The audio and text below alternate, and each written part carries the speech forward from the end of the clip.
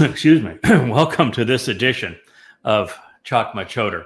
We're going to have to get a drink here if the throat acts up again. I'm preoccupied, as you can no doubt tell.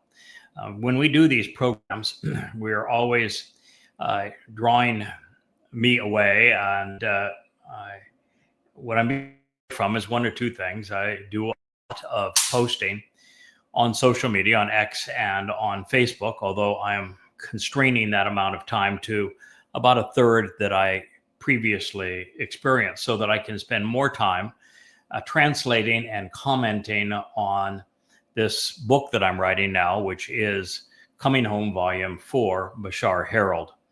And it is from that book that we have been presenting the Chakmah Choter series, of which this is an episode.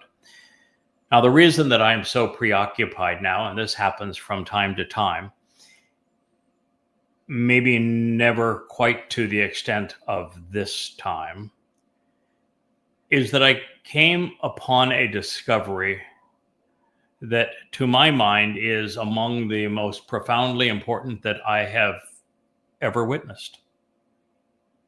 And it's one that I have always suspected. It's one that I got exceedingly close to determining, but just didn't take it all the way there, all the way home. And what this is, because if I don't share it with you, I will certainly lose the ability to focus on the other material, because this is that extraordinarily profound.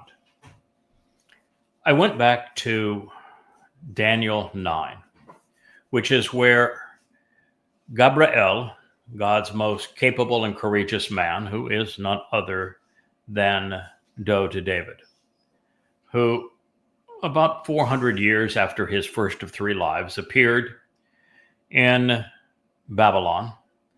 Most occasions he appeared with Michael and with Elia. On this occasion, we're just told that it was Dowd who was there. And he issued the most sweeping prophecy ever uttered. And there's this whole host of things that are associated with it. And in good time, we will go through all of them. And then he presented a timeline where he explained that it would be a very specific number of years, 476 to be exact. Well, to be exact, 476 years and 21 days. From the vernal equinox, which would have been the beginning of the year in 444 BCE,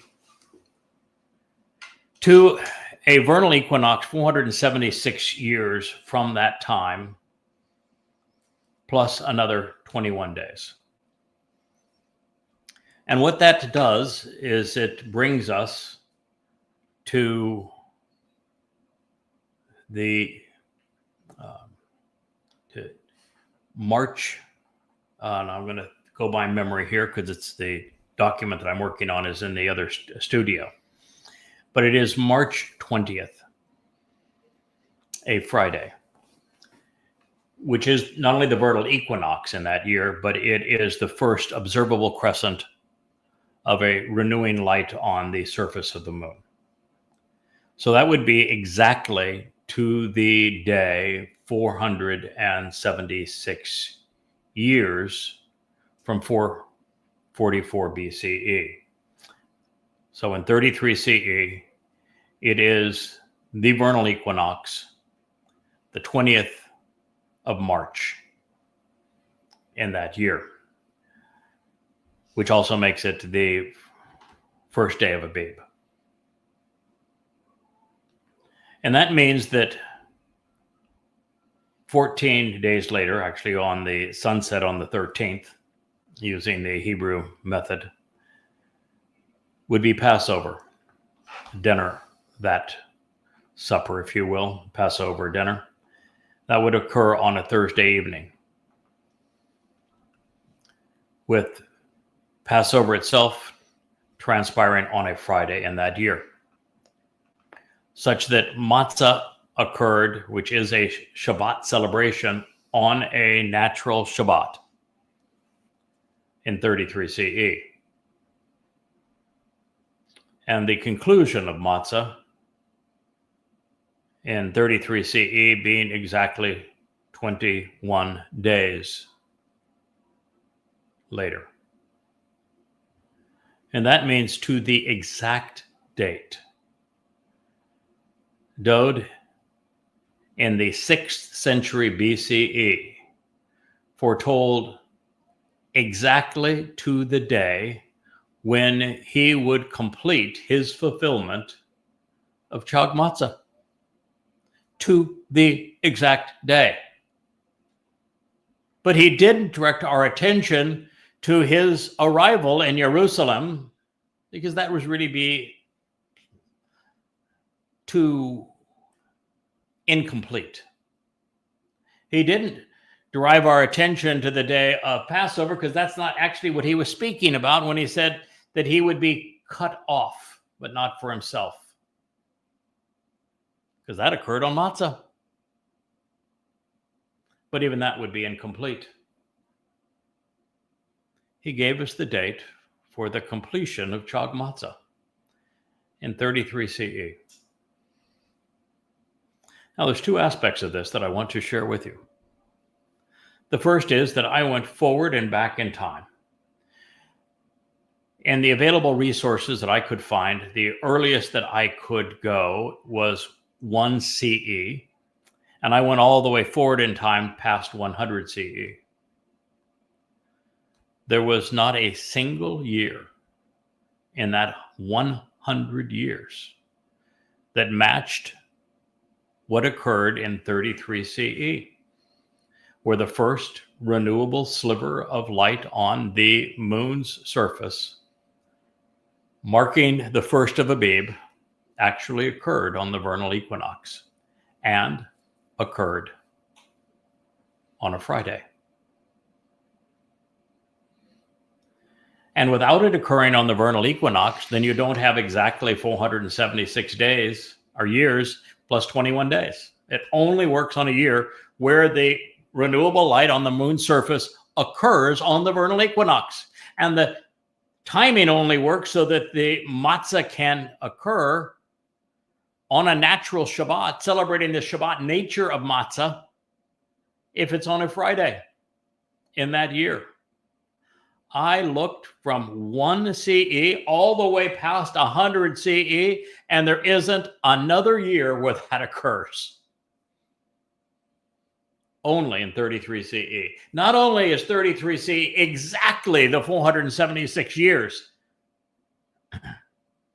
and not only is it exactly 21 days to the completion of Chag Matzah, every day occurs as it should. Even the arrival in Jerusalem as the Passover lamb, coming as Dowd did from Bethlehem, 4 days before Pesach, which is celebrated by legend as Palm Sunday, occurred on a Sunday.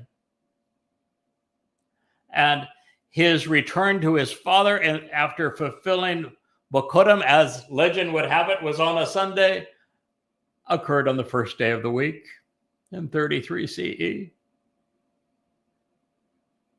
Now, why is that so important, you may ask? Well, what it does is it doesn't just tell us when Pesach, Matzah, and Bokudim were fulfilled. Now, that would be a big deal, man. It doesn't just tell us that Dowd fulfilled it, which I think is the single greatest discovery in human history. That Dowd, speaking for himself as the Messiah, told us when he himself would fulfill Pesach, Matzah, and Bokudim in year 4000 Yah, in 33 CE. And not only is it exactly 40 Yobel, or 2,000 years from the time that the Torah tells us that Abraham and Yishak climbed Mount Moriah as the dress rehearsal for Pesach, exactly 2,000 years telling us that God would provide his son as the Passover lamb, which is extraordinary by itself. But what does it also tell us?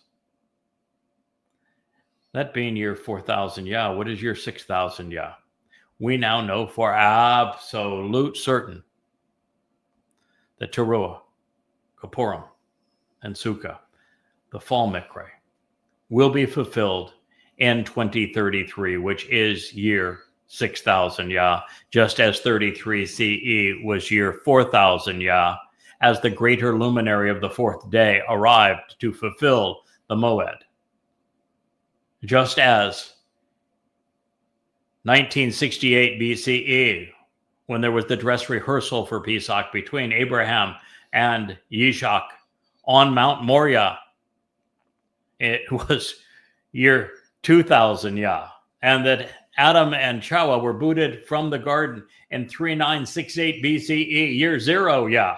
Not only do you have the entire timeline, and that is extraordinary because we know exactly the date that the sacrifice of the Adamah Parah will take place to purge the mortal remnant of Yisrael, to incinerate all of those who have come to harm God's people, to prepare the adulterous woman for her betrothal to the returning king, Dowd, David, who is returning as brilliant as the sun on this date, on Yom Kippurim, the 2nd of October 2033, and that we return to the garden on the 7th of October to a Shabbat, on a Shabbat, to a full lunar eclipse,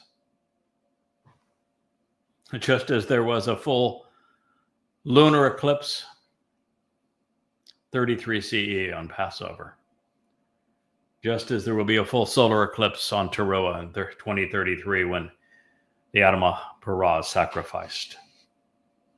Not only does it give us absolute assurance that this discovery of knowing exactly when all of these things will transpire, which is just 8 years from now, that wasn't even the reason I'm so excited.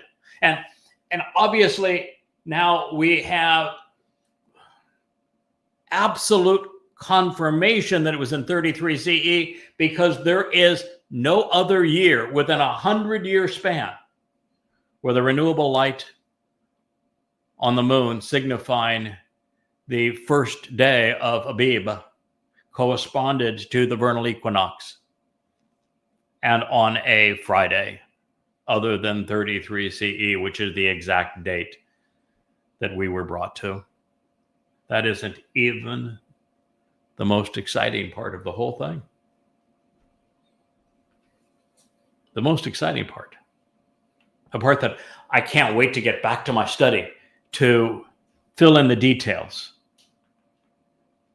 is that by Dowd giving us the last day of Matzah, he completely destroyed Satan's myth of Jesus Christ.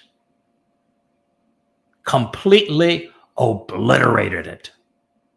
Because what happens with Christianity? They give some backhanded notion that, maybe the crucifixion took place on a Passover. We don't really know why. We'll maybe mention that the Last Supper was really on Passover, but we don't want to know why. We don't want to talk about it because, Paul completely destroyed any connection between Christianity and those invitations from God. We don't, that old God, we don't want anything to do with him. We don't even know why it took place on these days, because it really doesn't work for our religion anyway. And we certainly, we have a Mahi Thursday, okay, for the dinner. We have a Good Friday. We don't know what we call it good, but I guess we just love to have a dead God on a stick. But we call it Good Friday for that crucifixion. We got that part. But we don't even mention what happened on Saturday. It was nap time in the grave.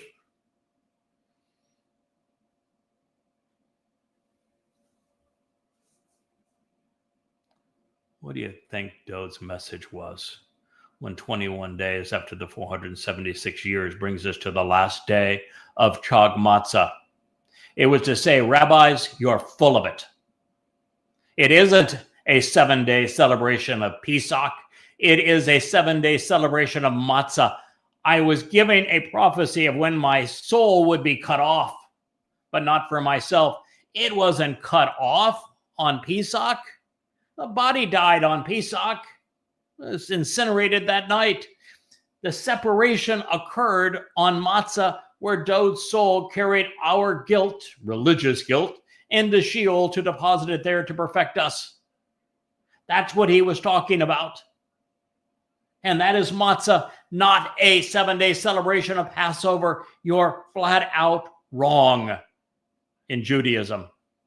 You missed it completely. And here's Dowd in the 6th century BCE telling you exactly when he was going to do this. And then 1,000 years earlier, he had written about how he would be crucified. And when it happened, exactly when and where and how he said it was going to happen, Rabbi, you completely bungled it. You completely missed it. And 100 years later, you let Rabbi Akiba come up with a goddamn false Messiah. You brought Rome back. You caused the land to be renamed Philistina, which is just going to destroy you now. You caused the diaspora leading to the Holocaust, all because of a lying founder of Rabbinic Judaism, Akiba, who wasn't smart enough to read the damn prophets, to know exactly when Dowd was going to return and exactly what was going to happen to him. And for what purpose? Shame on you.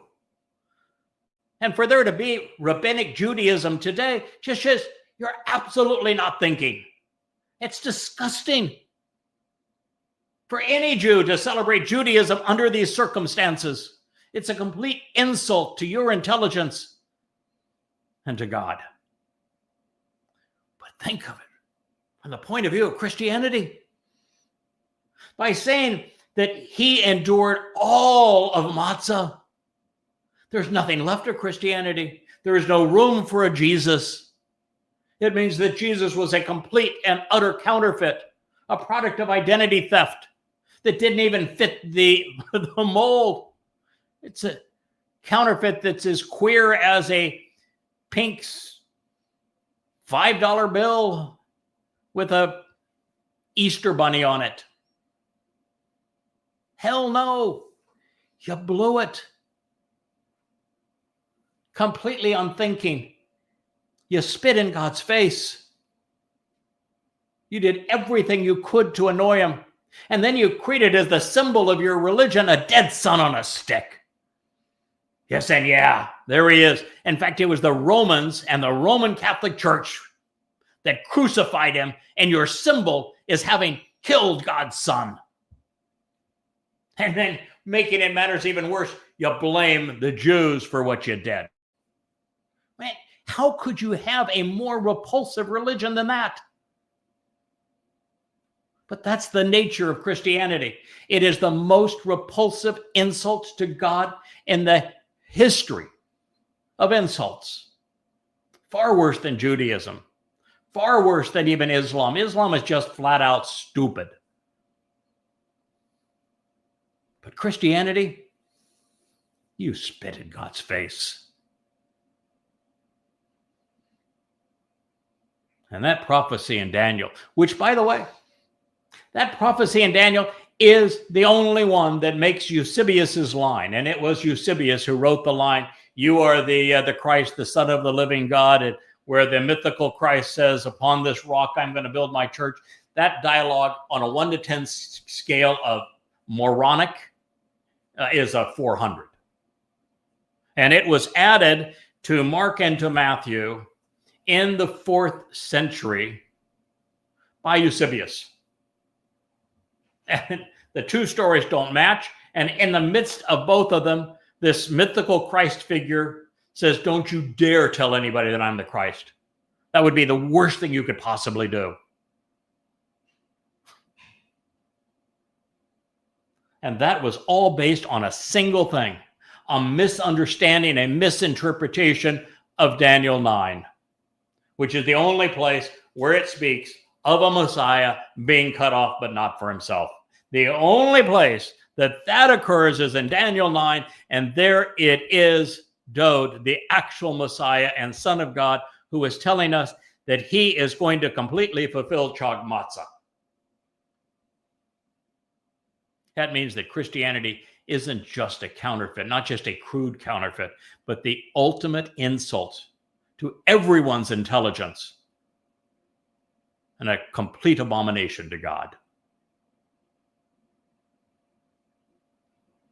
Everything that I have learned and that I have shared with you over these past 24 years is confirmed. So, that's why I was just a touch distracted. This kind of stuff means the world to me. To find it, to understand it, to prove it, to share it, to come to conclusions regarding it that I know there isn't a single soul in 3,000 years who has been able to perceive what I've just shared with you. And there are very few things that can be even remotely as important as this. To be used by Yahowah in this way, for this benefit at this time, yeah, it is exciting. And it is confirming. So yeah, it's a big deal. Huge. In fact, it might even be worth shouting. Huge!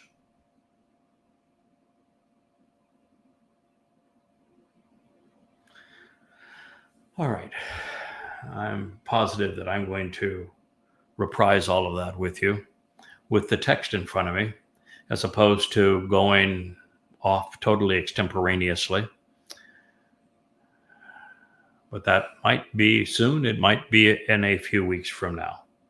But for right now, I'm going to return to where we were in Chakmah Choter, because we had just finished our review of what is likely the most important chapter in all of the Torah.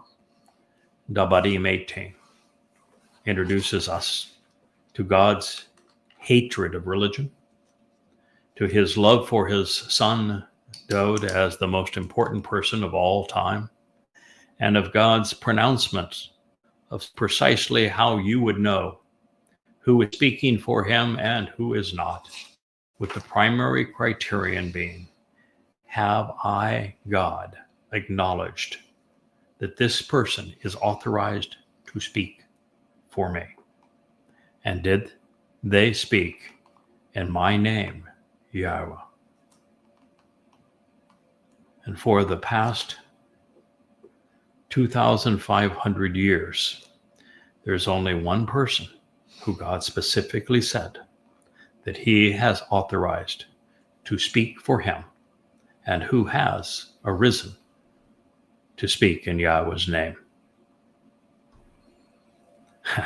Not so coincidentally, he is reintroducing you to Dowd, who is the subject of the 18th chapter of Dabarim, and has just made one of the most profoundly important affirmations regarding Dowd and Yahweh's timeline ever made.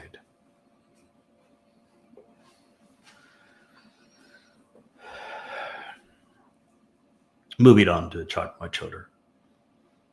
Now that we have completed our review of the 18th chapter of Dabarim, Deuteronomy, we find that Yahowah had a great deal to say about how we should respond when we encounter Goyim, non-Yisraelites, and find them promoting religious beliefs which differ materially from God's Torah instructions. I'm laughing because today's series of shorts were exceedingly antagonistic towards Christianity. In fact, with my series of shorts that were presented today, I managed to lose 20 followers on X, which is typically several days of several hundred posts to acquire that many followers on X, and they just disappeared as I told them the truth about Christianity. That, in fact, I would say that one of them in particular, the one that I posted twice, both on Facebook and on X, if you care to read it, is probably the most important 50 seconds ever revealed on any social media account, ever.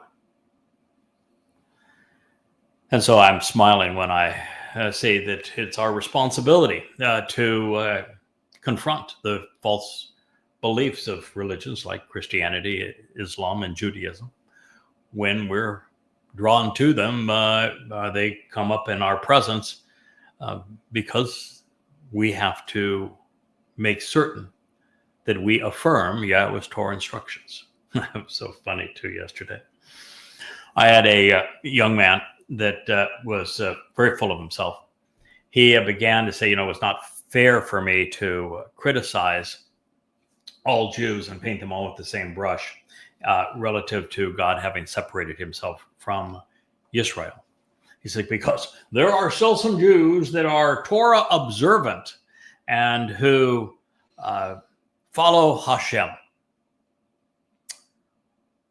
I said to him, your criticism is misplaced. First of all, thank you for writing. I appreciate you saying these things because it gives us a chance to open a dialogue together.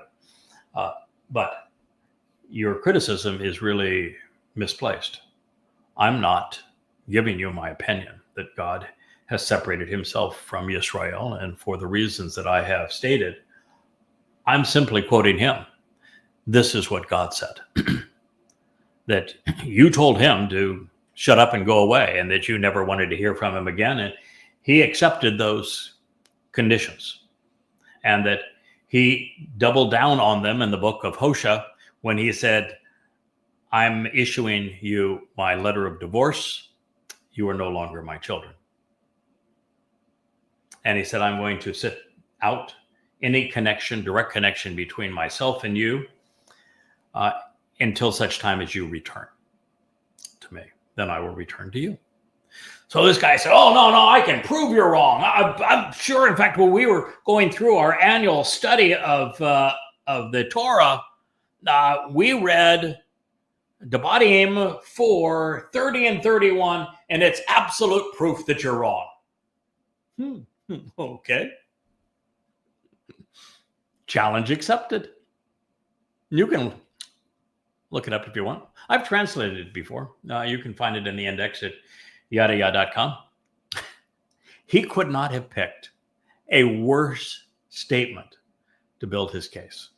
What that statement says is that there will come a time in the very last days when, as a result of the restoring witness, that a remnant of Yahowah's people are going to shub, return to him. And when they return to him, they will find Yahowah merciful and compassionate. Here you go.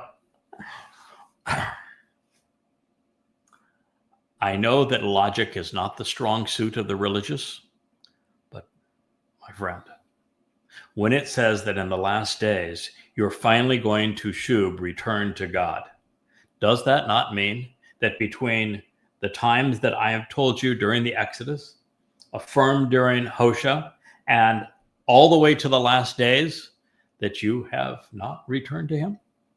Since you're going to return as a result of the restoring witness in the last days to him and find God receptive, it means that you just proved my point. Thank you very much for playing. Now, do you think a religious Jew had the integrity of saying, you got me there? Well, now that I'm obviously wrong in conveying the rabbinical point of view and I have sunk my own ship, maybe I need to listen to what you have to say. Nope. Nope, he got a little belligerent with me and then said, I'm Torah only. I'm Holy Torah. That's my book. I'm not going to read your book. I said, okay, well, my book, Yahowah, is based entirely on not just translating the Torah in an amplified fashion from the oldest extant resources, that be the Dead Sea Scrolls, not the Masoretic text, which dates to the oldest 1100 CE, when the Dead Sea Scrolls date back to the 4th century BCE, 1,500 years gap. And the Masoretic was originally scribed over there in Babylon, where the Dead Sea Scrolls were written in the shadow of Jerusalem, where all this took place. So all of it had done that, but I've scrubbed every word of the diacritical markings that the Masoretes added in the 11th century and the 12th century CE to give the book their religiosity.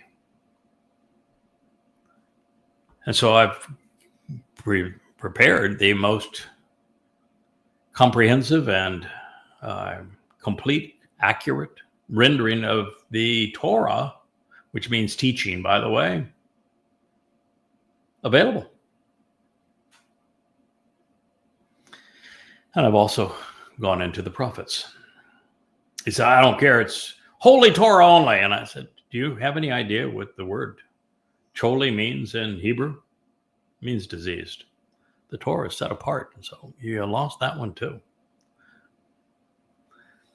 Then this person that was arguing Torah only said the Torah is the headline and the Talmud is the meat. It's like saying the Torah is the bone and the meat is added by the Talmud, and which completely negates his own position.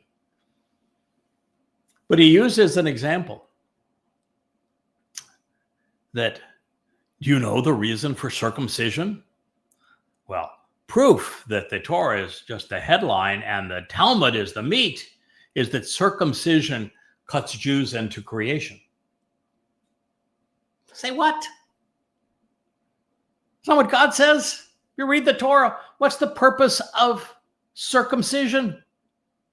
It's the sign of the covenant. It's not the sign of creation. It's the sign of the covenant. And it's the part of the male anatomy that is used to procreate children, which is what the covenant is all about, and to nurture them and to love them, which is what the covenant is all about. It's about a man and a woman coming together in love to conceive new life, which is what the covenant is all about.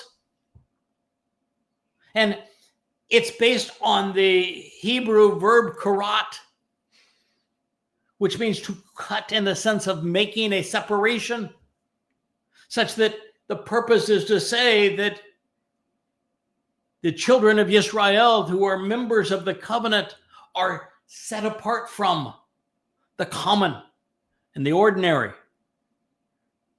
And what is the common and ordinary in our world and has always been the most common and ordinary thing in the history of humankind? Religion and politics. The whole concept of being cut into the covenant family is to be cut away from and to discard that useless thing of and counterproductive thing called religion and politics. And in fact, in the foreskin is the very place that would hold infection. Cut it away. What a beautiful symbol of being cut into the covenant as the symbol of the covenant, and you blew it. You don't know what the 5 conditions of the covenant are. You don't know what the 5 benefits of the covenant are. You don't know how the benefits of the covenant are enabled through the Moed Mikre, and yet you want to use this as a reason to discount the Torah in favor of the Talmud after you said your holy Torah is all that matters? And you gave me a proof text that proves I'm right and that you're wrong and the rabbis are wrong? And then you're going to use an ad hominem argument rather than just admit that Judaism is full of it, that the Talmud is trash. And you won't even say God's name on top of all of that. You won't even pay attention to what the Torah says regarding Yahweh's name.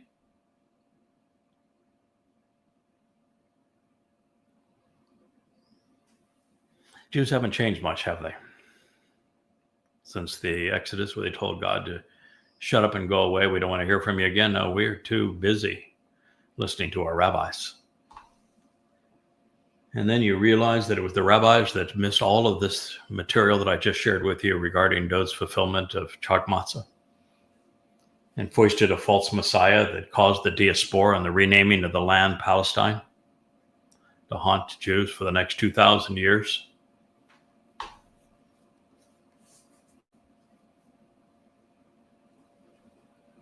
You're not playing with the full deck, Israel. That's just like, as I constantly tell Israel, that continuing to pursue impossible war goals of eliminating Hamas, getting Hamas to surrender, when surrender is something Allah forbids. No Muslim is ever allowed to surrender, according to the Quran. If a Muslim surrenders, Allah will hunt them down, make certain that they die, so that he can torture them forever in hell. A Muslim cannot surrender, ever. They cease to be a Muslim if they surrender, and Allah then hates them and will torture them forever. So this whole notion that Hamas is going to surrender says you don't have a clue as to what Islam is, and you're pursuing a war goal that is impossible of eliminating Islamic Hamas and Islamic Gaza.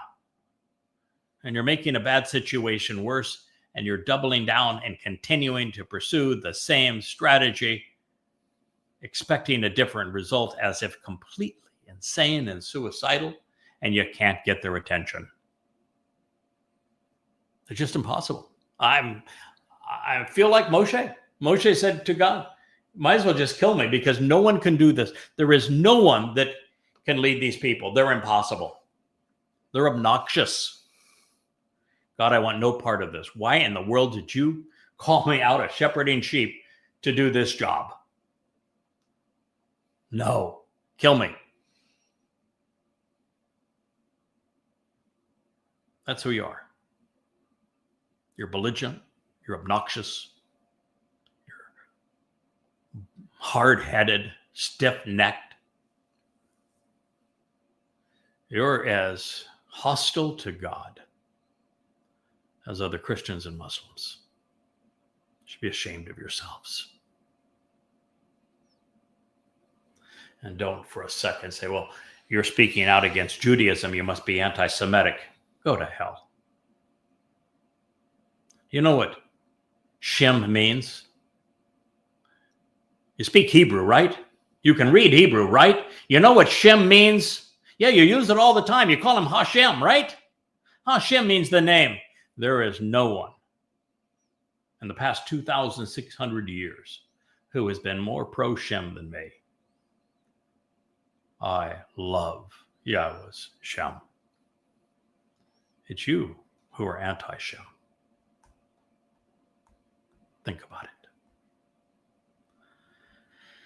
All right, so it's important that we recognize that Yahowah has specific Torah directions regarding how we should accept his guidance and properly react to the rebellious nature of any conspiracy, any cult like MAGA, any political mandate like the Marxists, any religious variation of the truth like Christianity, Judaism, Islam.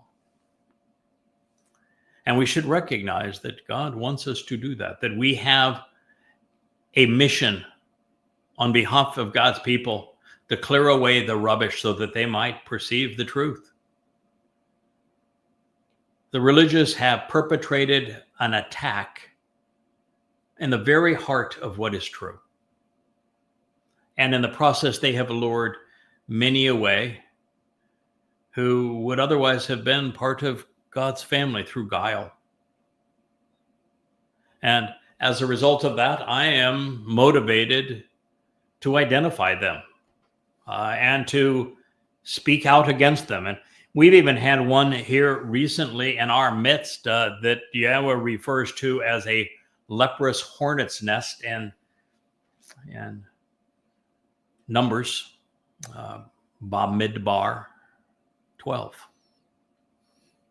And so it's important that we expose and attack all who would try to lead people away from this truth and who would preclude you from knowing the profound insights that we are delivering. And it was, in fact, in the use of Sarah, which is an infectious and plagued, confused and discouraged, malignant and leprous pest in the form of an aggressive wasp, which led us directly to Numbers 12 and the identification of the perpetrator then in Bamidbar 7. And in Bamidbar 7, number 7, we are told the appropriate response. Similarly, the word patterns found in Numbers 19 led us to Bamidbar 5 when addressing how the Adamah Parah will prepare and cleanse the adulterous woman, one of the most profoundly important connections that we've ever made. Now, in the situation that is presented emphatically in Dabadim 7, Yahowah teaches us how to respond to those who are or have been in our immediate proximity, living in the same territory adjacent to our home, our family, when they are wrong about Yahowah. The lesson is that while we don't have to denounce every moronic claim made in support of false notions or religious deities, or even that try to disparage Yahowah's chosen witnesses,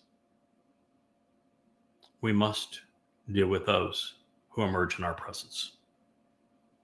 According to Yahowah, our reply must be unrelenting and uncompromising as we work alongside God to expel and destroy those with a different agenda. And while Yahowah will make this point early and often, it is his culminating pronouncement that drives his instructions in this regard home, and in no uncertain terms. There is to be no compromise, no relenting, no attempt to save those who have gone astray, who are now rebellious, and a complete and ongoing devotion to their utter destruction is what God mandates. And so, considering all of the fuss, what is the muss? God says, as a sign of ownership, when Yahowah your God brings you to the land, which for the benefit of the relationship you will be entering thereupon to inherit it, he will expel many non-Israelites from your presence. The ha-chitti, the scattered and abolished, the dismayed and broken. The ha-gurgashi, those to be dragged away, those who are puffed up and pulled off to chew cud and moan elsewhere about otherwise. The Emory, those boasting and babbling, those who speak profusely. Ha-Canaani, those to be subdued and humbled, those who will be brought down into submission and taken away. Ha-Paratzi, those deciding to separate and to dwell apart, the determined to be divisive in the open communities.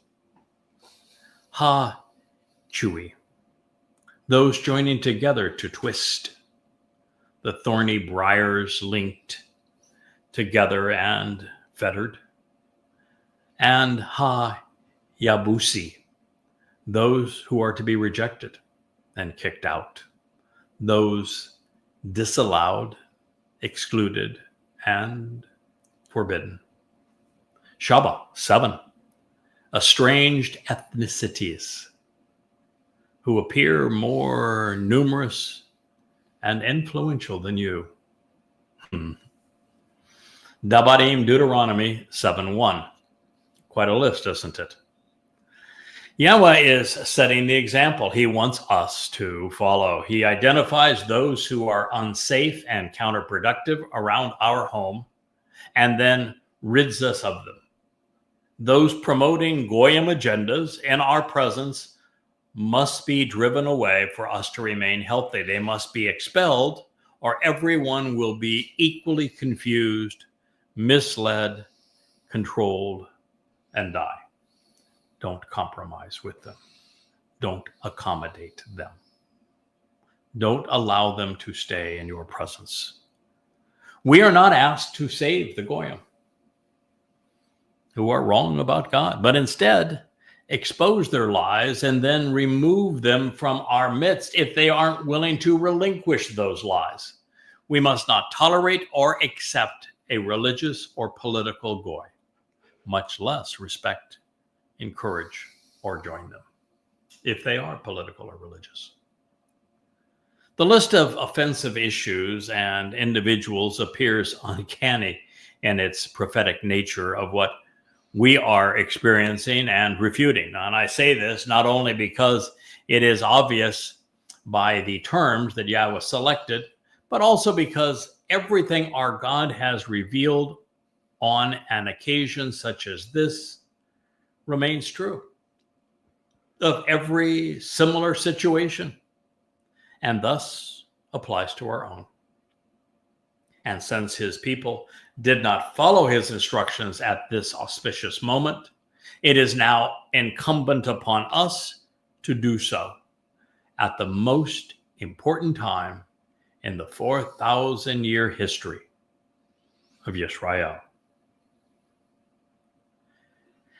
Having come out of a conspiracy cult, the current perpetrators among the leprous hornet's nets of Goyim, these Goyim motherites, like all conspiratorialists, they're chitty. They're dismayed and broken individuals with shattered lives, looking for someone else to blame for their unfulfilling existence and lack of purpose or value. They come up with false narratives while accusing and undercutting those who have achieved the success and notoriety they envy. By misappropriating and twisting my translations and the insights that I have drawn, those with a different agenda have Gergashi, dragged far too many away to moan and groan elsewhere about otherwise. While it was simply a ruse perpetrated by a clinically diagnosed psychopath to engineer a feminine role for her voice to rise above the one that Yahowah had chosen, the foundational claim of the leprous Goyim motherites was that they had discovered something from Mashal Proverbs 8, that I had deliberately devalued the importance of spirit mom, and to such a deadly and diabolical effect that they were compelled to start a competitive social media campaign to acclaim the voice of spirit mom as the second person of their divine trinity, with themselves being her beloved children. They would even rewrite Yahowah's name to affirm their dubious agenda, making it masculine, female, feminine, with children all included. Of course, they got everything wrong, but nonetheless, they made a pathetic attempt. There were, however, some serious problems with their assertions. One, Mashal, Proverbs 8 doesn't even mention the Spirit of Yahowah, nor is there a reference to an M, mother, anywhere to be found in the whole of it.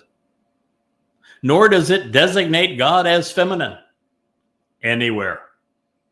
It is an ode to what they were not doing. Chakma, intelligently considering the evidence to render a rational conclusion. 2, I had actually done the opposite of what they accused me of having failed to achieve. In reality, going too far in my attempt to explain why ruach is a feminine noun in Hebrew. So rather than failing to appreciate the feminine and masculine aspects of Yahweh's nature, I went further in assessing God's maternal and paternal characteristics than anyone in human history. The opposite of what they claimed was true. And they knew it, making the very premise of their existence as a rival voice for their spirit mother an outright lie. Yahweh is Echad. He's one, not two. He's not schizophrenic, I can assure you.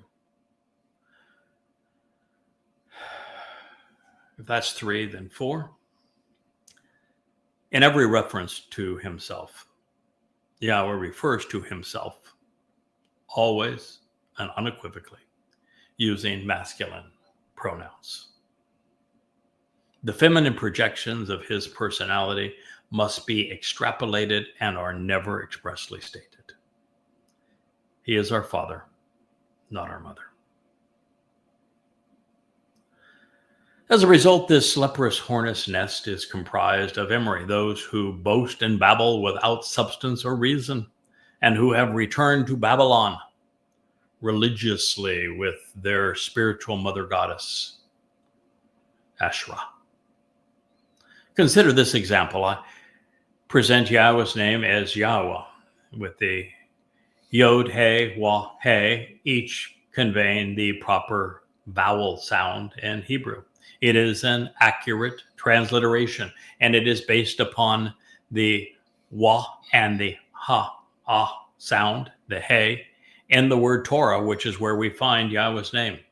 We get the O and the Ah sound from Torah, which no one disputes how it's pronounced.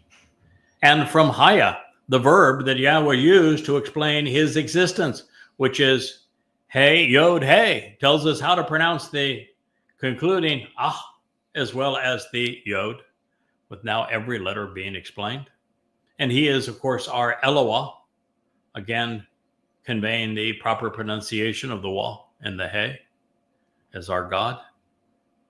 Seeking shalom, the word repeated more than any other by Jews throughout the ages, reaffirming that the O sound is made by the Hebrew Wah, means reconciliation.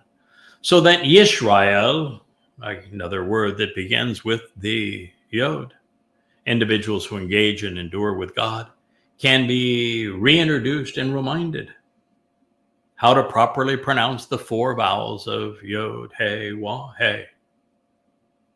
But since the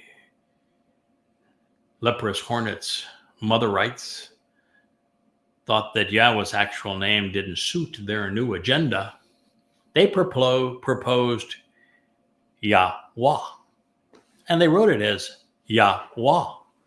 And then they explained it using my format, which is the bold text followed by a parenthetical written in standard font with the first word, the Hebrew word, written in an italics followed by a long dash, which is the exact form of translation that I invented and copyrighted. It is an invention that they simply counterfeited. That's embarrassing. It's unethical. They're passing off my work as their own and misleading in the process, changing God's name in the process. They made it Yahowah, a pictorial of the family of Elohim, which includes father, and they have father as the Yod. Guess what? The Yod in Hebrew, it isn't masculine, it's feminine.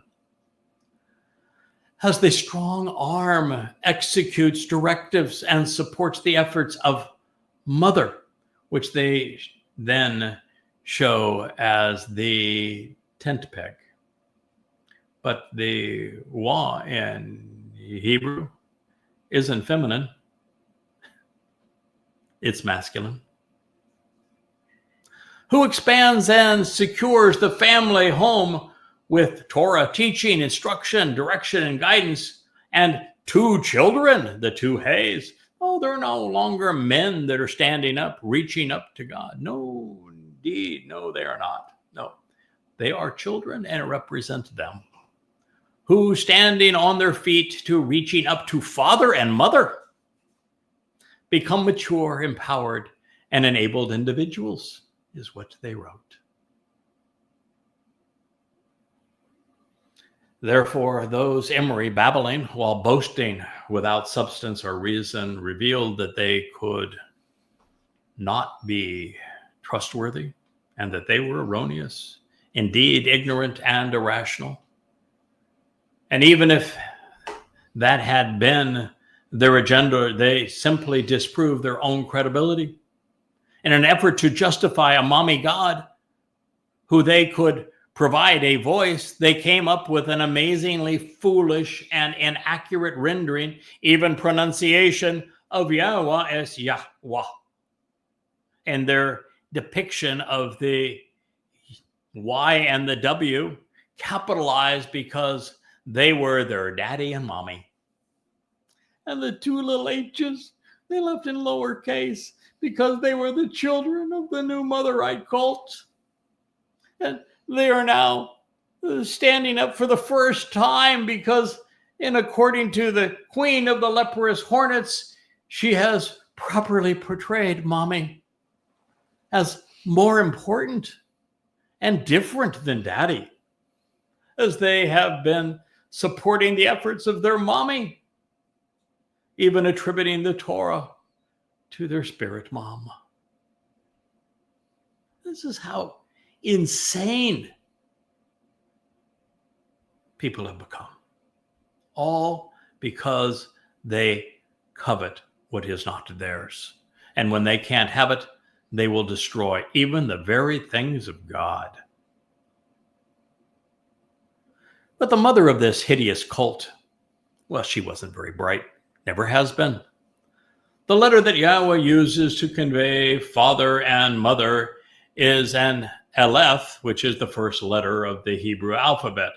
But sadly for this roost, the Aleph, which is decidedly masculine in its depiction as a ram's head, is not included in the Shem of Yahowah. The Yod for hand isn't the symbol for father. It's actually the symbol of Yahowah using his son to serve his agenda. And it is actually feminine. Yes, feminine. A feminine noun in Hebrew, completely undermining their pictorial of the family of Elohim, with the notion the feminine noun represents father. Moving on to the Yahowah, it was drawn with a tent peg or a nail, as if it could not get any worse for the leprous hornet mother. The Yahowah is a masculine noun in Hebrew and therefore cannot represent a mother. Now, beyond this, the Yahowah in Hebrew is most commonly a conjunction meaning and is used to make connections between things by adding one thought to another. It also means him when used as a pronominal suffix. But the actual mother of the rebellious conspiracy cult has consistently seen vaginas throughout the Torah, including the tabernacle. So for her, the Yahowah became her mother's private part. It's akin to Twistians using the sign of Asherah, which is actually a vagina, to represent their fish, and thereby acknowledging the mother of God and the queen of heaven in the process, Asherah. As for the 2 people depicted in Yahowah's name, they are men. standing tall, pointing up and looking up to Yahowah. In terms and conditions of the Bereth covenant were, after all, narrated and pronounced, established, and reintroduced through men named Abraham, merciful father, Moshe to draw out, Dowd, the beloved, and Yada, one who knows. If you want to identify the two in Yahweh's Shem, then feel free to choose among them. How easily beguiled does one have to be counted among the hornets and the embittered and rebellious Leprith Goyim Motherite cult? Those hawking this toxic snake oil for followers and for likes have become the epitome of dunderheadedness. And while I don't mean to beat a malevolent hornet to death, or perhaps I do, consistent with Yahweh's instructions, there is yet another form of betrayal and subduction here. The very way the leprous Goyim Motherites are presenting their deception is a counterfeit, plagiarizing and stolen from Yahweh's chosen implement in service to Yehudim. I invented every aspect of the format that they have misappropriated to properly translate the Torah Nabi through Yahowah. And all of these 35 books that sit behind me, my amplified translations are not remotely similar to anything that has ever existed previously. And so I conceived this very different approach and began using it. Some 24 years ago, mind you.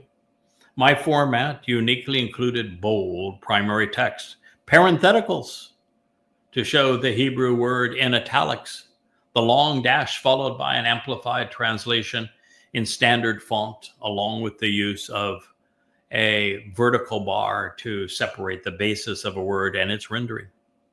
So in all of this that they have presented, it is a direct ripoff, a counterfeit of my original formatting, twisted to promote their lies. It is akin to what Paul, Akiba, and Muhammad did to create their New Testament, their Talmud, and their Quran. They have no creativity, credibility, or integrity. Their pilfered duplicity is appalling. Even if they had a conscience, if they used it, they'd be ashamed. But they don't, and so they don't apologize. And they will go dark when found and then perk back up just to be annoying again. Well, as we return to Yahweh's list of villains, we find those who are begging to be canonized, subdued, taken down, and humbled for parazzi, having decided to separate and be divisive in their adjacent communal social group. The Chewy adroitly describes those who have joined together to twist Yahweh's message. They have become the thorny briars among the wheat. Through their actions, they are Yabusi, rejected and kicked out of the covenant, excluded from heaven and forbidden. As such, these 7 Goyim designations aptly depict the embittered and rebellious who are estranged from Yisrael and from Yahowah. And we will return to our analysis of Dabarim, and this is the 7th chapter, when we return to Chakmah Choter in our next program.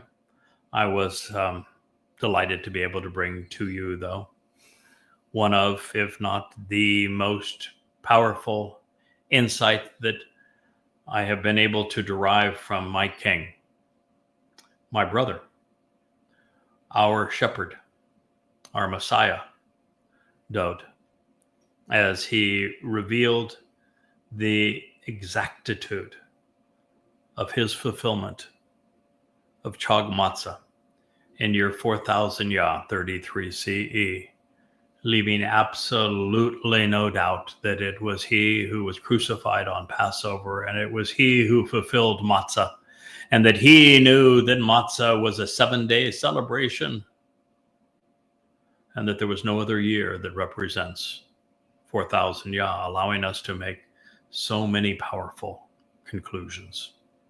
Thank you, Dowd. Thank you for listening. This has been the Yahowah blog, and I am your host, Craig Wynn.